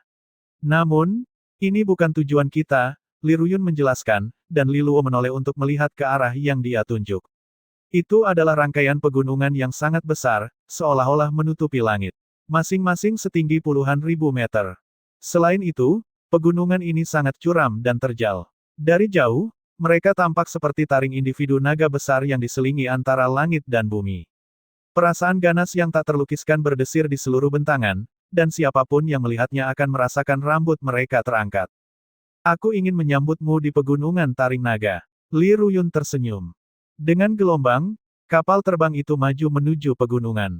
Li Luo bisa melihat ruang di depannya beriak seolah-olah mereka sedang berlayar melintasi permukaan danau. Saat kapal terbang melintas, pemandangan di depannya tampak telah berubah saat tempat tinggal batu giok yang tak terhitung jumlahnya muncul. Baris demi baris paviliun batu giok putih muncul di tengah keteduhan hutan hijau subur di pegunungan, bersinar seperti permata gemerlap yang bertatahkan mahkota. Di antara bangunan-bangunan itu juga terdapat batu-batu besar yang mengapung yang berfungsi sebagai jalan penuntun bagi seseorang untuk berjalan di antara mereka. Itu adalah pemandangan yang menakjubkan. Tentu saja, yang paling mengejutkan Li Luo adalah energi yang mengalir di area tersebut. Energi alam duniawi di sini sangat padat dan murni, jauh melebihi apapun yang pernah dia lihat sebelumnya. Energi alam duniawi tampaknya berbentuk kabut yang mengalir di seluruh pegunungan ini. Ada juga sosok manusia yang tak terhitung jumlahnya di bawah, dengan kapal terbang yang tak terhitung jumlahnya bergerak bolak-balik, melintasi daerah itu. Namun, jika Li Luo tidak salah, ada banyak tatapan yang diarahkan ke kapal terbang tempat dia berada. Li Ruyun mendesak kapal terbang untuk melewati pegunungan, dan sesaat kemudian, sebuah gunung raksasa yang mengerdilkan semua yang sebelumnya muncul. Dari segi ukuran, tampaknya bisa menjulang tinggi di dunia, dan tampak seperti gigi raksasa yang tajam. Tepat di atas puncak gunung ada sekelompok awan dengan lubang di tengahnya, seolah-olah telah ditembus oleh semacam energi tak terlihat yang menembus langit. Ini adalah Gunung Taring Naga. Ini adalah lokasi di mana keputusan dibuat oleh otoritas tertinggi dari faksi Taring Naga. Li Luo, kakek sedang menunggumu di dalam. Selain itu, 4 ketua aula lainnya seharusnya sudah tiba, termasuk 2 paman. Li Luo mengangguk. Sepanjang jalan, Li Ruyun juga menjelaskan beberapa masalah internal dalam faksi Taring Naga, termasuk fakta bahwa kakeknya, Li Jingze, memiliki 3 putra. Yang tertua adalah Li Qingpeng, yang kedua adalah Li Jimpan, dan yang ketiga adalah ayahnya, Li Taixuan. Jadi, dalam hal senioritas, Li Qingpeng adalah paman tertuanya dan Li Jimpan adalah paman keduanya. Dalam hal hubungan keluarga, mereka jauh lebih dekat dengannya daripada Li Ruyun. Li Luo diam-diam menghela nafas. Begitu banyak kerabat sedarah yang tiba-tiba muncul satu demi satu, tetapi karena betapa asingnya mereka dengannya, berurusan dengan mereka pasti akan memusingkan. Kamu tidak perlu khawatir tentang ini. Kedua pamanmu adalah orang yang baik. Senior Li Qingpeng adalah orang yang ramah, dan Li Jimpan mungkin sedikit ketat, tapi dia adil dan jujur.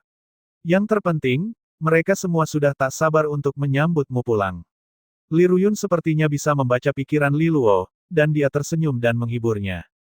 Li Luo tak berdaya tersenyum dan mengangguk. Pada titik ini, apakah dia hanya akan berbalik dan kembali ke rumah? Itu tidak akan menjadi tugas yang mudah dengan cara apapun. Setelah mereka selesai berbicara, kapal terbang itu mendarat di atas platform batu di dekat puncak gunung. Di atasnya ada tangga batu yang naik ke atas, dan orang bisa melihatnya mengarah ke sebuah paviliun antik. Selain itu, banyak orang berdiri di kedua sisi platform.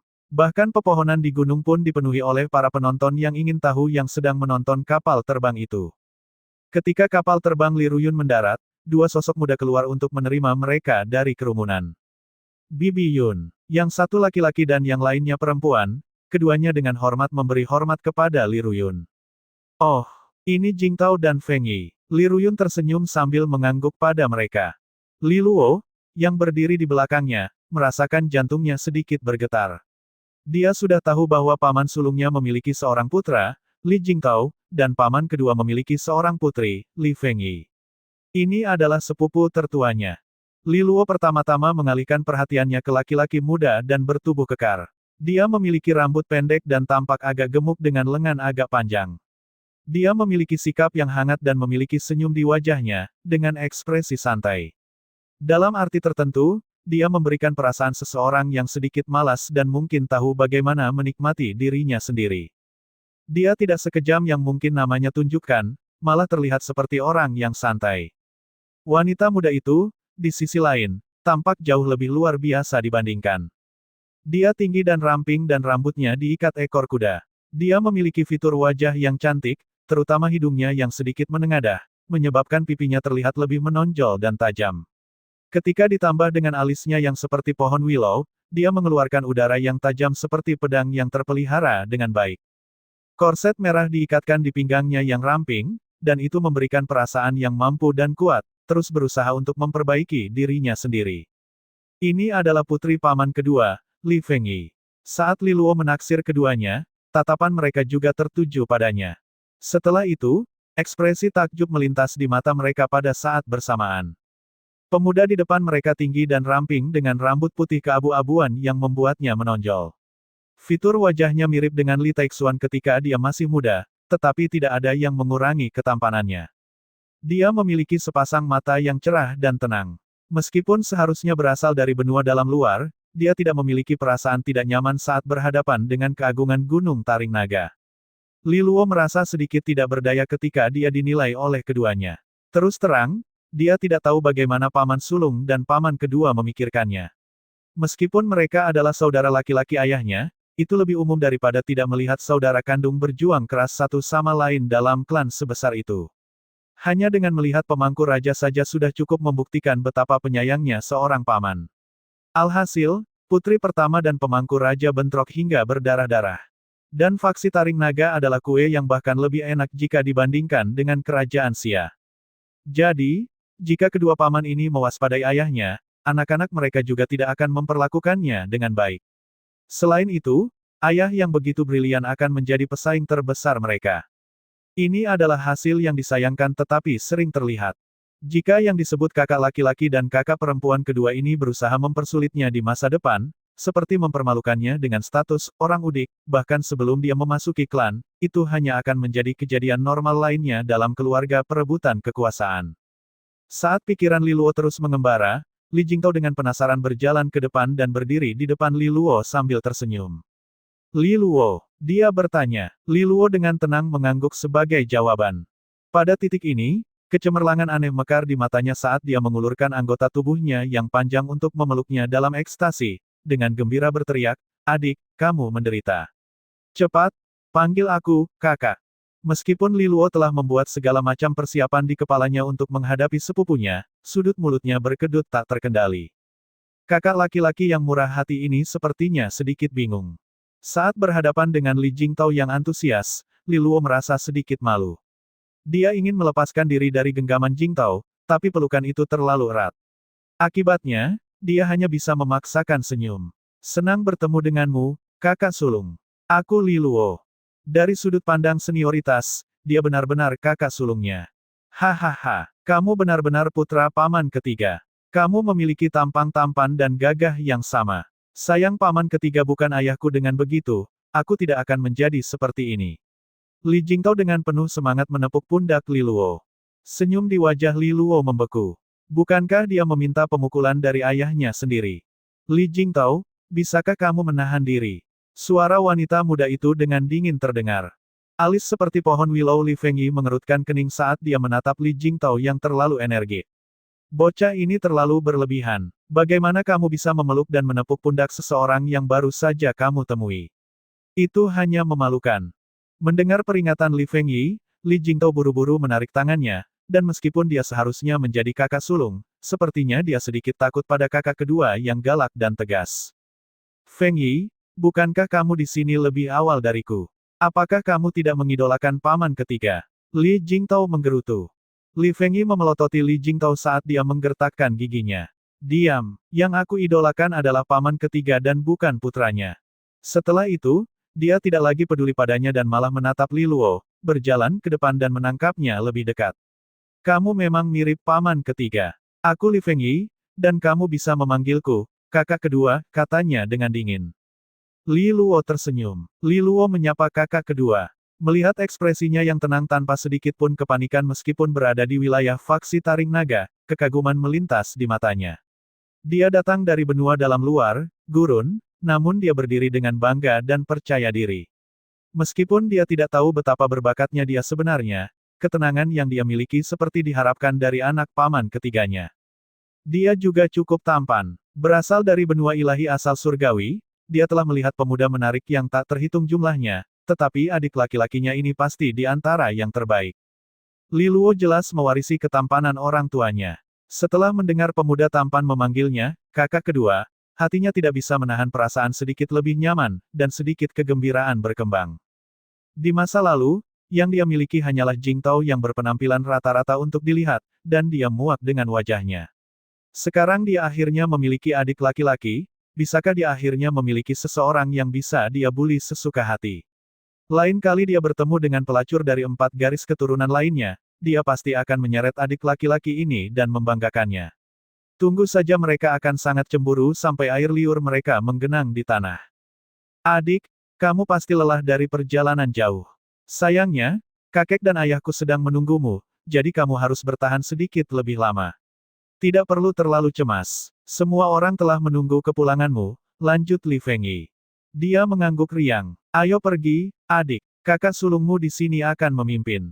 Jingtao dengan penuh semangat menarik lengan Li Luo dan menyeretnya menuju tangga batu. Li Fengyi menyapu pandangannya ke seluruh kerumunan sebelum dengan keras memarahi. Apa yang kamu lihat? Ini putra paman ketigaku. Namanya Li Luo dan dia salah satu dari kita. Siapapun yang berani mengolok-olok dia berasal dari benua ilahi luar akan membuat berurusanku. Deklarasinya mengundang tawa, tetapi tatapan yang terfokus pada Li Luo berbalik dan kerumunan itu berangsur-angsur bubar. Namun, masih ada beberapa bisikan yang bisa didengar. Itu putra tuan ketiga. Dia tampan, dia punya sikap yang sama. Jadi bagaimana jika dia tampan? Ini bukan kontes kecantikan. Hanya bakat dan mungkin penting, aku mendengar bahwa sumber daya benua ilahi luar jarang dan kultivasinya lambat.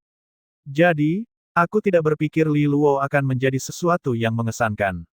Aku tidak tahu itu. Mari kita tunggu dan lihat. Kita pasti akan mendapat kesempatan untuk melihat dengan jelas. Seperti yang guru pertama katakan, semua yang ada di faksi Taring Naga harus diperoleh dengan tangan kita sendiri. Jika dia hanya rata-rata, menjadi putra tuan ketiga tidak masalah.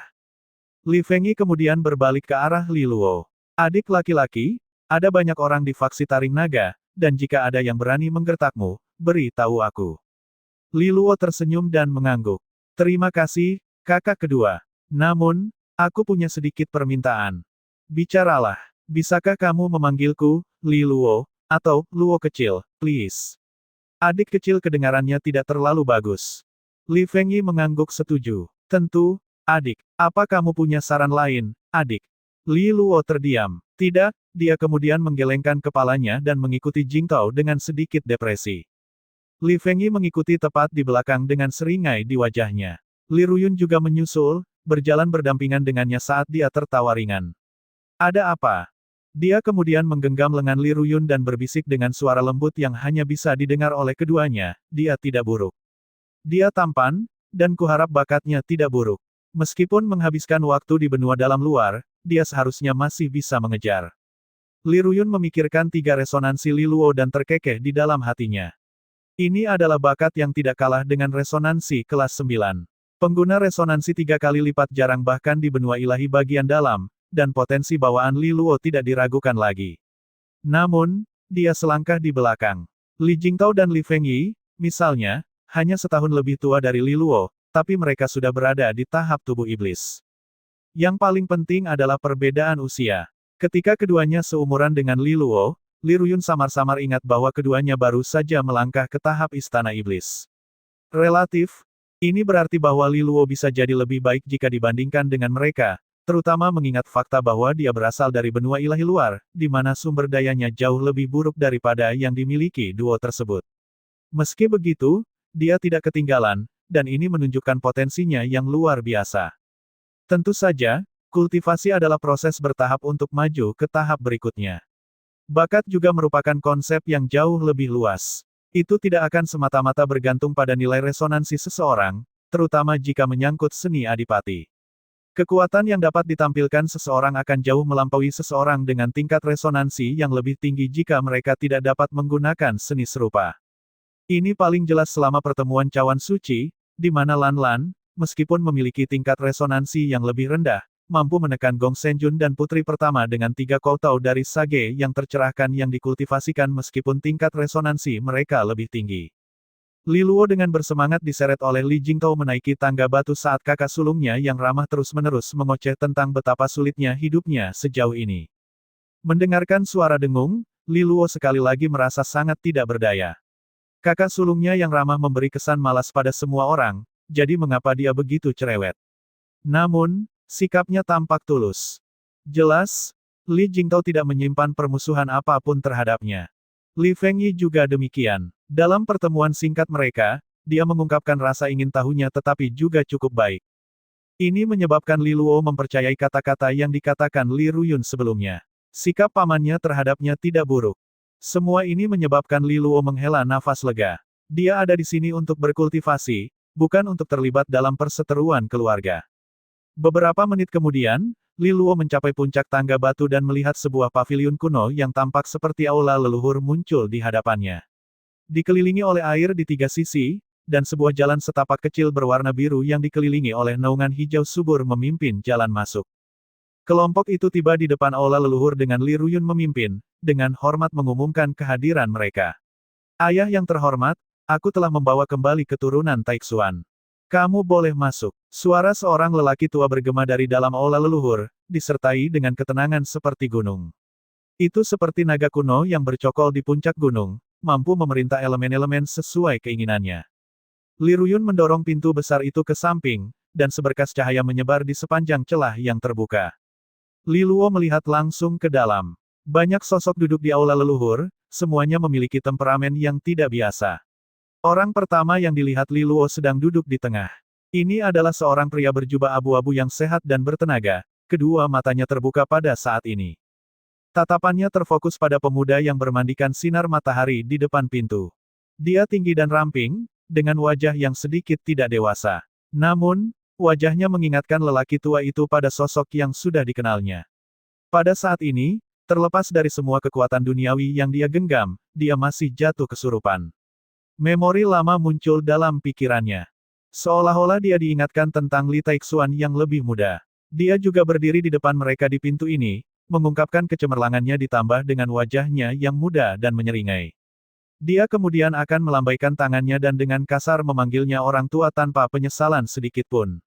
Orang tua itu tidak bisa membantu tetapi terhuyung-huyung, suara serak terdengar. Taixuan, kamu akhirnya kembali. Semua orang di aula leluhur terkejut ketika pria berjubah abu-abu itu berdiri. Dua pria parubaya di belakangnya saling melirik sebentar. Yang di sebelah kiri sedikit gemuk dengan wajah bulat yang memiliki senyum hangat dan lembut di atasnya. Seseorang akan dengan mudah mengira dia adalah seorang pengusaha yang ramah. Ini adalah paman tertua Li Luo, Li Qingpeng. Di sebelah kanan adalah pria bertubuh kekar, seluruh tubuhnya memancarkan rasa keganasan dan kekuatan belaka. Alisnya merah seperti tungku yang menyala, dan gumpalan asap tampak mengepul dari pupil matanya. Ini adalah paman kedua Li Luo, Li Jimpan. Dibandingkan dengan sikap ramah Li Qingpeng, dia terlihat agresif dan siap berkelahi kapan saja. Ketika keduanya menyadari orang tua mereka telah kehilangan ketenangannya, Li Qingpeng dengan cepat terbatuk. Mereka tahu bahwa lelaki tua itu salah mengira pemuda itu sebagai Li Taixuan. Namun, ini putra Li Taixuan.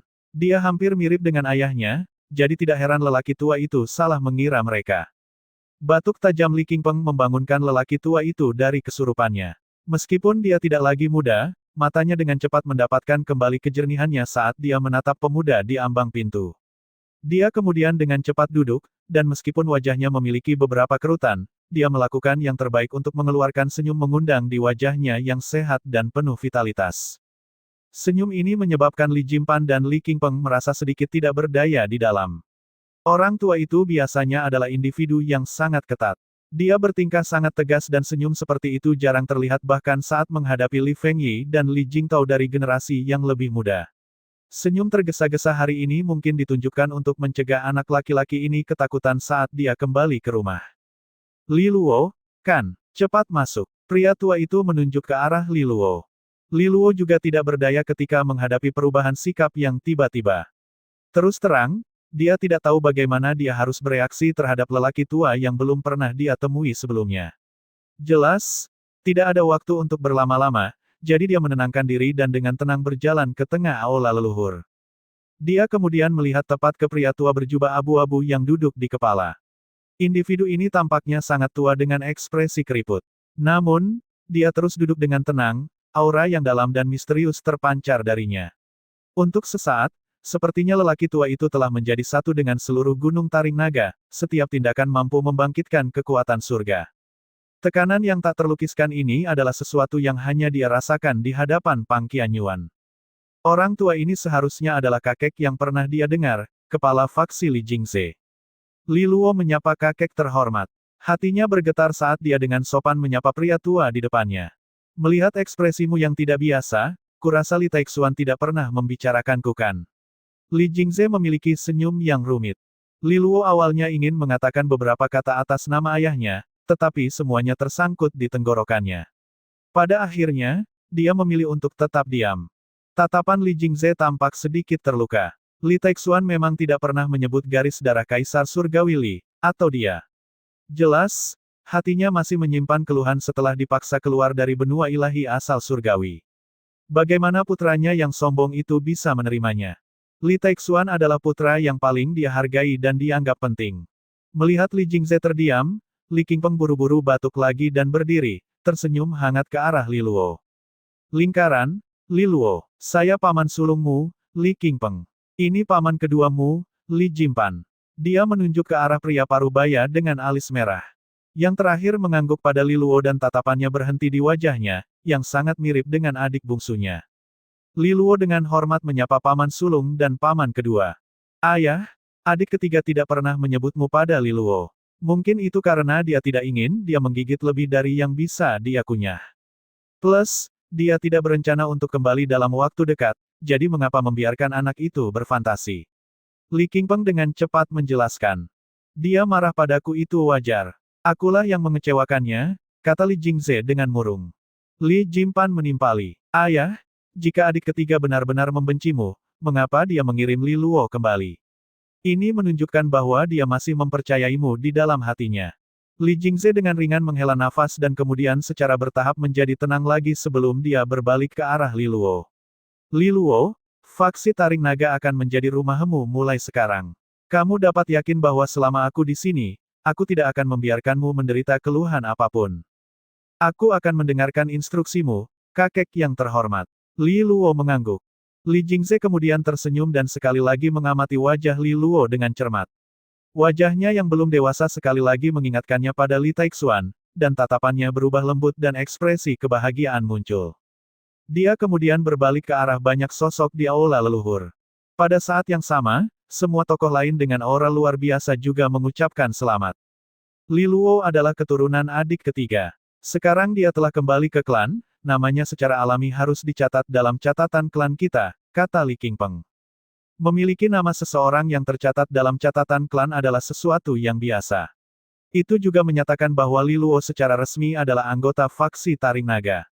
Di masa depan, dia juga akan dapat menerima manfaat menjadi anggota klan sambil menerima sumber daya kultivasi yang akan membuat orang luar ngiler karena iri. Li Jingze mengangguk saat dia menyatakan, masukkan namanya ke dalam catatan atas. Dengan perintah itu, aula leluhur terdiam. Catatan klan faksi Taring Naga dibagi menjadi catatan atas dan bawah. Sebagian besar individu pertama-tama dimasukkan ke dalam catatan yang lebih rendah, kemudian mereka akan memasuki catatan yang lebih tinggi saat mereka menunjukkan potensi dan kekuatan mereka. Ini tidak hanya menandakan perubahan status, tetapi juga peningkatan dalam pengobatan dan sumber daya yang disediakan. Perintah Li Jingze adalah agar Li Luo langsung melompat ke atas dan memasukkan catatan atas. Li Qingpeng dan Li Jimpan tidak berkomentar. Mereka tahu bahwa lelaki tua itu memberikan kompensasi kepada Li Luo untuk waktu yang dia habiskan di benua dalam luar. Dengan demikian, dia akan membutuhkan lebih banyak sumber daya untuk mengejar ketinggalan. Jika dia harus perlahan-lahan naik, itu akan membuang banyak waktu. Namun, tidak semua orang merasakan hal yang sama. Sebuah suara terdengar di seluruh aula leluhur. Kepala faksi, Li Luo kembali ke klan adalah berita kebetulan bagi kita semua. Namun, bukankah secara langsung memasukkannya ke dalam catatan atas terlalu banyak? Ketika Li Luo mendengar suara perbedaan pendapat ini, dia tidak merasa terkejut melainkan menghela nafas lega. Akhirnya, sebuah rintangan telah muncul. Ini hanya normal. Jika semuanya berjalan lancar dan tanpa perlawanan, sepertinya ada sesuatu yang hilang. Saat dia memikirkan hal ini, Li Luo menoleh untuk melihat orang yang baru saja berbicara. Itu adalah seorang pria parubaya yang mengenakan jubah emas. Dia memiliki wajah putih tanpa janggut dan tangannya bertumpu pada tongkat ungu emas yang memancarkan energi ungu. Dia duduk tepat di bawah Li Qingpeng. Suara Li Ruyun, yang dibungkus dengan kekuatan resonansi, ditransmisikan ke telinga Li Luo. Dia adalah Master Aula Cahaya Emas dari faksi Taring Naga. Namanya Zhao Xuanming, dan dia adalah satu-satunya Master Aula yang bukan keturunan langsung. Zhao Xuanming Aula Master dari Aula Cahaya Emas ya. Tatapan Li Luo melintas. Ini tidak terlalu rendah atau tinggi. Di antara 4 aula faksi Taring Naga, 3 posisi Master Aula dipegang oleh ketiga putra lelaki tua itu. Fakta bahwa individu ini memegang posisinya saat ini berarti bahwa dia kuat dengan haknya sendiri. Pada saat yang sama, fakta bahwa pria ini memiliki keberanian untuk mempertanyakan keputusan Li Jingze juga berarti bahwa segala sesuatunya tidak sesederhana itu. Li Luo menarik pandangannya. Jelas, faksi Taring Naga tidak monolitik.